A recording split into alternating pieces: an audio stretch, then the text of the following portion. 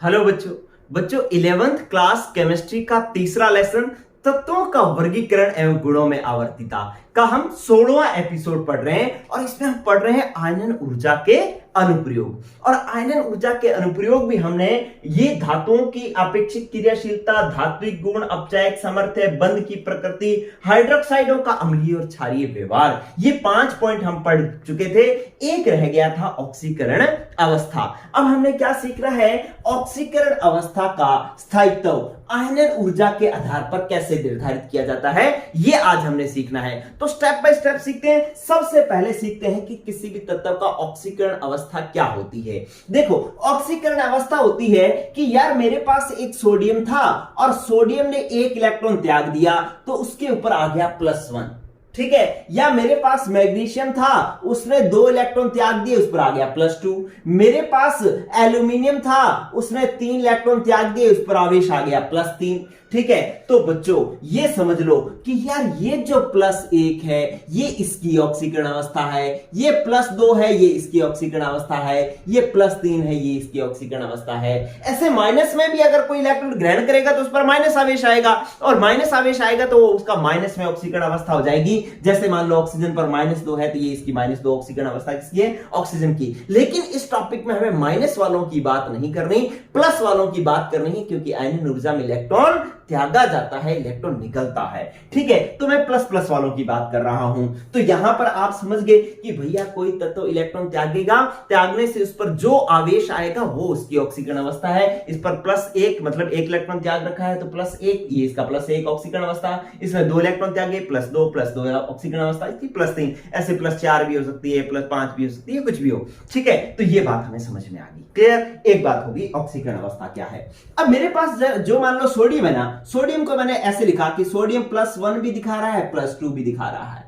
तो ये क्या है? इसकी +1 ऑक्सीकरण अवस्था, ये +2। तो ये कम है, इसको मैं कहूंगा निम्न ऑक्सीकरण अवस्था। ये ज्यादा है तो मैं इसको कहूंगा उच्च ऑक्सीकरण अवस्था। इसी प्रकार से अगर मेरे पास मैग्नीशियम है तो ये भी +1 और +2 2 ऑक्सीकरण अवस्थाएं दिखा रहा है, तो ये इसकी निम्न ऑक्सीकरण अवस्था है, ये इसकी उच्च ऑक्सीकरण अवस्था है, ठीक है। तो अब हमें क्या करना है? हमें इस टॉपिक में क्या सीखना है? पहले ये समझ गए कि ये तो कौन सी अवस्था है? निम्न ऑक्सीकरण अवस्था है। और ये वाली कौन सी है? उच्च ऑक्सीकरण अवस्था है। ये सिर्फ +1 +2 ही नहीं होती। अगर मैंने मान लो ऐसे लिख दिया, Fe+2 और Fe+3, अब निम्न ऑक्सीकरण अवस्था कौन सी है? +2 है। उच्च कौन सी है? +3 है। अगर मैंने लिख दिया SN+2 और SN+4, अब ये निम्न कौन सी है? SN+2 है। उच्च कौन सी है? SN+4 है। समझ में आ रही है नहीं बात? ठीक है। तो अब हमें जो है इस टॉपिक के अंदर हमने ये सीखना है कि यार किसी भी तत्व की निम्न ऑक्सीकरण अवस्था ज्यादा स्थायी होगी या उच्च ऑक्सीकरण अवस्था ज्यादा स्थायी होगी। ये टॉपिक जो है हमने आयनन ऊर्जा के आधार पर निर्धारित करना है। तो क्या एक बात समझ में आ गई कि भाई ऑक्सीकरण अवस्था क्या है, फिर निम्न ऑक्सीकरण अवस्था क्या है, उच्च क्या है, और अब हमने सीखना क्या है? वो सीखना है कि भाई निम्न और उच्च ऑक्सीकरण अवस्थाओं में से कौन सी ऑक्सीकरण अवस्था ज्यादा स्थायी होगी। चलिए ये बात होगी कंप्लीट, इसका आप स्क्रीनशॉट ले सकते हैं। चलिए अब देखो रे बच्चों, आ जाओ। अब मैं बात सिखा रहा हूं पहला। इसके लिए आपको 3 केस पढ़ने हैं। केस नंबर फर्स्ट क्या है बच्चों? केस नंबर फर्स्ट क्या है? ये कहता है कि अगर 2 क्रमागत ऑक्सीकरण अवस्थाओं का अंतर, कह रहा है क्या कि 2 क्रमागत ऑक्सीकरण अवस्थाओं में क्या हो बच्चों? 2 क्रमागत ऑक्सीकरण अवस्थाओं में आयनन ऊर्जा का अंतर कितना हो बच्चों? 16 इलेक्ट्रॉन वोल्ट हो या इससे ज्यादा हो तो क्या होगा बच्चों?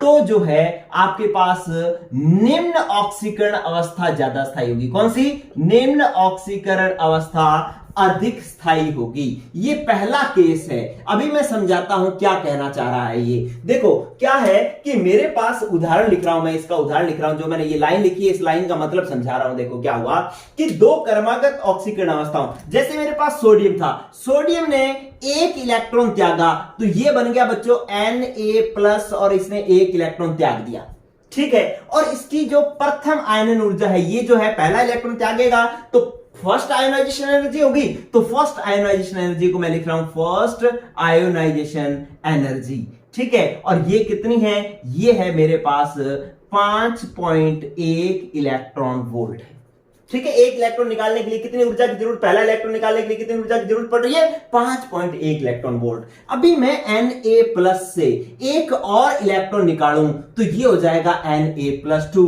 एक और इलेक्ट्रॉन निकला है। अब दूसरा इलेक्ट्रॉन निकालते हैं तो वो क्या होती है, सेकेंड आयोनाइजेशन एनर्जी। और पहली आयोनाइजेशन एनर्जी से दूसरी हमेशा क्या होती है, ज्यादा होती है। और कितनी हुई है, ये होगी 47.3 इलेक्ट्रॉन वोल्ट, ठीक है। तो अब ये दो कर्मागत आयनन ऊर्जाएं हैं, ये दूसरी ये पहली, ठीक है। तो अब क्या कह रहा है ये कह रहा है कि दोनों का अंतर निकाल लो। क्या अंतर निकाला भाई, ज्यादा माइनस कम, second ionization energy minus first ionization energy. ये मान कितना आ रहा है, सेकंड कितनी है, सेकंड है हमारे पास 47.3 इलेक्ट्रॉन वोल्ट, फर्स्ट कितनी है 5.1 इलेक्ट्रॉन वोल्ट। अंतर कितना आया, 45.3 में से 5.1 घटाया, आंसर कितना आया 42.2 इलेक्ट्रॉन वोल्ट। अरे ये जो 42.2 इलेक्ट्रॉन वोल्ट है ना, ये क्या है, ये जो है ये 16 इलेक्ट्रॉन वोल्ट से अधिक है। यही ये नियम कह रहा है। पहली बात क्या कह रहा है, यही कह रहा है कि अगर दो कर्मागत आयनन ऊर्जाओं का अंतर 16 इलेक्ट्रॉन वोल्ट से ज्यादा होगा ना, तो उस स्थिति में निम्न ऑक्सीकरण अवस्था स्थायी होगी। कौन सी अवस्था स्थायी होगी, निम्न ऑक्सीकरण अवस्था स्थायी होगी। अब इसमें निम्न कौन सी है, आप बताओ बच्चों, कौन सी निम्न है, Na+2 निम्न है या Na+1 निम्न है। तो आप जानते हो +1 निम्न है, तो ये Na+ जो है वो क्या होगा बच्चों, ये अधिक स्थायी होगा, Na+2 नहीं बनेगा। क्या बनेगा, Na+1 बनेगा। कैसे सीखा कि अगर दो कर्मागत आयनन ऊर्जाओं का अंतर 16 इलेक्ट्रॉन वोल्ट हो या इससे ज्यादा हो तो निम्न ऑक्सीकरण अवस्था स्थायी होगी, इसलिए ये वाली ऑक्सीकरण अवस्था ज्यादा स्थायी है। बोलो बच्चों, एक बात आपको समझ में आई या नहीं आई, ठीक है। अब मैं चलूं दूसरे केस पर, चलो दूसरे केस पर आप अपने चलते हैं। देखो क्या कह रहा है, इसका स्क्रीनशॉट ले लो, ये एग्जांपल और ये पूरी बात स्क्रीनशॉट ले लें। आपको एक डाटा याद रखना है, एक आंकड़ा याद रखना है, क्या, 16 इलेक्ट्रॉन वोल्ट।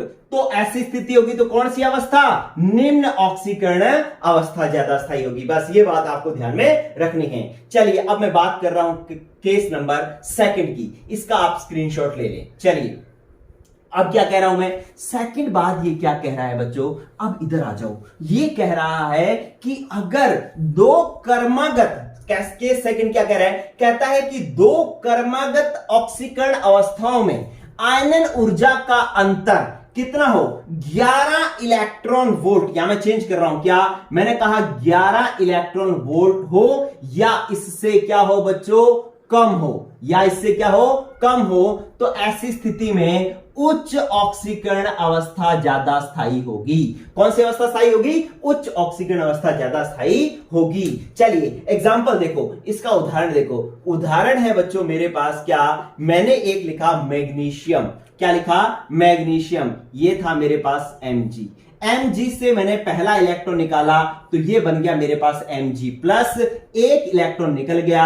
और चूंकि पहला इलेक्ट्रॉन निकला है तो मैं इसको कहूंगा फर्स्ट, पहली आयनन ऊर्जा, और इसकी पहली आयनन ऊर्जा जो होती है वो होती है 7.6 इलेक्ट्रॉन वोल्ट, ठीक है।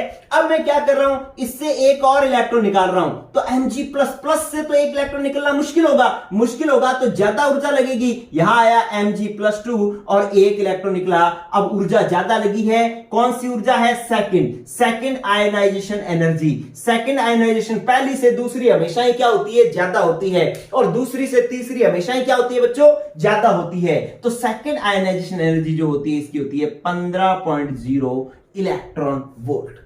ठीक है, चलिए अब चेक करो अंतर। क्या चेक करो? अंतर क्या? Second ionization energy minus first ionization energy. First ionization energy, second का मान कितना? 15.0 इलेक्ट्रॉन वोल्ट। फर्स्ट का मान कितना? 7.6 इलेक्ट्रॉन वोल्ट। अंतर कितना आया? 7.4 इलेक्ट्रॉन वोल्ट। 15 में से 7.6 घटाए कितना आया? 7.4 इलेक्ट्रॉन वोल्ट। तो आपने देखा बच्चों, ये जो मान आया है, दो क्रमागत फर्स्ट सेकंड, ऐसे ही सेकंड थर्ड फोर्थ क्रमागत होने चाहिए, क्रम वाइज होने चाहिए। ऐसे नहीं है दूसरी और चौथी, ऐसे नहीं, पहली और दूसरी। या फिर अंतर किसमें होगा? तीसरी और दूसरी में। समझ में आ गई कि नहीं आ गई बात? तो इन दोनों का अंतर देखा तो आपके पास 7.4 इलेक्ट्रॉन वोल्ट आया। तो ये क्या है? ये बच्चों 11 इलेक्ट्रॉन वोल्ट से क्या है? कम है। और हमने पढ़ा है अगर ये 11 इलेक्ट्रॉन वोल्ट से कम हो तो उच्च ऑक्सीकरण अवस्था ज्यादा स्थायी होती है। कौन सी ऑक्सीकरण अवस्था ज्यादा स्थायी होती है? उच्च ऑक्सीकरण अवस्था जो है वो क्या होती है? अधिक स्थायी होगी। अब मुझे बताओ, दोनों में से उच्च ऑक्सीकरण अवस्था कौन सी ज्यादा, कौन सी है? Mg+1 उच्च है या Mg+2 है? तो आपको पता है, मैंने अभी भी बताया है कि Mg+2 क्या है? उच्च। तो ये ऑक्सीकरण अवस्था जो है वो क्या होगी बच्चों?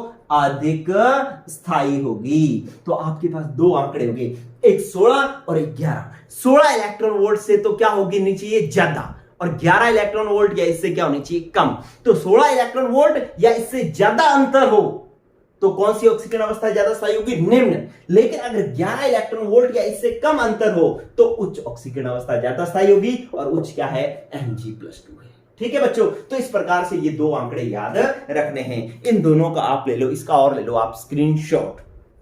ठीक है, अब ना एक विशेष एग्जांपल मैं बता रहा हूं, विशेष एग्जांपल, बस उसके बाद ये बात खत्म हो जाएगी। आपने अंतर बस याद कर लिए, दो आंकड़े 16 और 11। 16 तो निम्न, 11 तो उच्च। 16 तो निम्न। आपको याद रख लेना, ट्रिक याद रख लो बस, जिसके साथ दो आंकड़े हैं। क्या है? एक तो 16 इलेक्ट्रॉन वोल्ट है और एक 11 इलेक्ट्रॉन वोल्ट है। ठीक है, अब दोनों में से ज्यादा कौन है? 16 ज्यादा है तो इसका उल्टा लिखो निम्न, और ये कम है तो इसका उल्टा लिखो उच्च। ठीक है, तो 16 इलेक्ट्रॉन वोल्ट अंतर जो है 16 इलेक्ट्रॉन वोल्ट या इससे ज्यादा हो तो निम्न ऑक्सीकरण अवस्था, 11 इलेक्ट्रॉन वोल्ट या इससे कम हो तो उच्च ऑक्सीकरण अवस्था ज्यादा स्थायी होगी। ठीक है, उल्टा कर दो आप। क्या है, क्या करना होता है, या आप और याद करने का तरीका, 16 क्या है? ज्यादा है, 11 क्या है? कम है, निम्न है। तो इसका क्रॉस कर लो। क्या करो कि इसको इसके साथ मिला दो, इसको इसके साथ मिला दो। 16 इलेक्ट्रॉन वोल्ट या इससे ज्यादा होगी तो निम्न ऑक्सीकरण अवस्था, अंतर अगर 11 इलेक्ट्रॉन वोल्ट या इससे कम होगा तो उच्च ऑक्सीकरण अवस्था। ठीक है, तो इस प्रकार से अपने याद रख सकते हैं दोनों केस को। चलिए अब अपने क्या करते हैं, थर्ड केस लेकर के चलते हैं। थर्ड केस एक बार आपको समझ नहीं आएगा, आपको सिर्फ याद रखना है। कहता है कि जो एल्यूमिनियम होता है ना, एल्यूमिनियम Al, ठीक है, इसकी जो अगर मान लो देखें कि ये +1 है, +1 ऑक्सीकरण अवस्था में क्या होता है कि इसकी दो क्रमागत ऑक्सीकरण अवस्थाओं में 12.8 इलेक्ट्रॉन वोल्ट का अंतर होता है। कितना होता है? 12.8 का। कितना मतलब, एक तो 11 16 था, एक 11 था आंकड़ा, तो 12 तो कहीं आया ही नहीं था। तो इसलिए ये विशेष तीसरा केस बनाया कि अगर 12.8 इलेक्ट्रॉन वोल्ट आ रहा है एल्यूमिनियम +1 के लिए, तो इसके लिए क्या होता है कि इसके लिए निम्न ऑक्सीकरण अवस्था स्थायी होती है। कौन सी? निम्न ऑक्सीकरण अवस्था स्थायी होती है, और +1 क्या है? निम्न ऑक्सीकरण अवस्था ही है।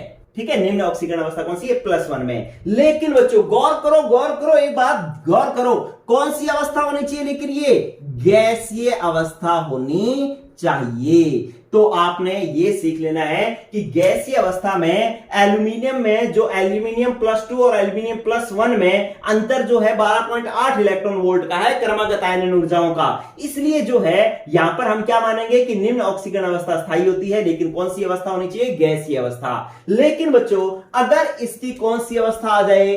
ठोस अवस्था आ जाए। ठोस अवस्था के अंदर क्या होता है कि इसकी एल्यूमिनियम की +3 ऑक्सीकरण अवस्था जो है वो अधिक स्थायी होती है, अधिक स्थायी होती है। इसका कारण अलग है, क्योंकि इसके लिए जब ये ठोस अवस्था में आता है तो इसको जालक ऊर्जा प्राप्त हो जाती है। क्या हो जाता है बच्चों? इसको जालक ऊर्जा प्राप्त हो जाती है। तो आप लोगों को जान करके बड़ा आश्चर्य होगा या खुशी होनी चाहिए कि यार एक और चीज हमारे को सीखने को मिलेगी। क्या? कि जालक ऊर्जा। अरे ये अलग बात होगी। केस थर्ड में क्या है कि एल्यूमिनियम दो ऑक्सीकरण अवस्थाएं प्रदर्शित कर रहा है, एक +1 और एक +3। स्थायी +1 कौन सी अवस्था में स्थायी है? गैसीय अवस्था में। और +2 +3 कौन सी में स्थायी है? ठोस अवस्था में। और ठोस अवस्था में +3 क्यों स्थायी है? क्योंकि जब ये ठोस अवस्था में आता है तो इसको जालक ऊर्जा प्राप्त हो जाती है, इसलिए ये +3 अवस्था जो है ठोस अवस्था में ज्यादा स्थायी है। अब समस्या ये है कि ये जालक ऊर्जा क्या है, ये क्यों प्राप्त हुई, कैसे प्राप्त हुई और ये +3 क्यों स्थायी होगी, ये अभी आपको जालक ऊर्जा टॉपिक अलग से सीखना है। आप बस एक बात याद रख लो कि एल्यूमिनियम की दो ऑक्सीकरण अवस्थाएं, एक +1 और एक +3। +1 किसमें स्थायी? गैसीय अवस्था में। और +3 किसमें स्थायी? ठोस अवस्था में। और +3 ठोस अवस्था में क्यों स्थायी है? क्योंकि उसको जालक ऊर्जा प्राप्त हो जाती है। ये बात आप याद रख लो, एक बार याद रख लो। आपको मैं जालक ऊर्जा जब सिखाऊंगा तब ये बात दोबारा आ जाएगी। तो ठीक है बच्चों, अब हमारा आयनन ऊर्जा कंप्लीट हो गया। कब से शुरू हुए थे? 5-6 टॉपिक, 5-6 एपिसोड हमने पढ़े, तब जाकर के ये कंप्लीट हुआ है। लेकिन अब 100% कंप्लीट है। ठीक है, अब इस पर बेस्ड अगर हम कुछ क्वेश्चंस कर लेंगे तो हमारा जो है ये टॉपिक अच्छे से तैयार हो जाएगा। ठीक है बच्चों, तो आज के लिए इतना ही। पढ़ते रहें। Good luck, good bye. अगर वीडियो समझ में आ रही है, पसंद आ रही है, तो वीडियो लाइक भी करो, कमेंट भी करो। अच्छा, एक सुपर थैंक्स का भी ऑप्शन है ना? आप वीडियो के नीचे देखो, एक सुपर थैंक्स का ऑप्शन भी है, वो भी आप लोग कर सकते हैं। ठीक है, तो आज के लिए इतना ही। पढ़ते रहें। Good luck, good bye.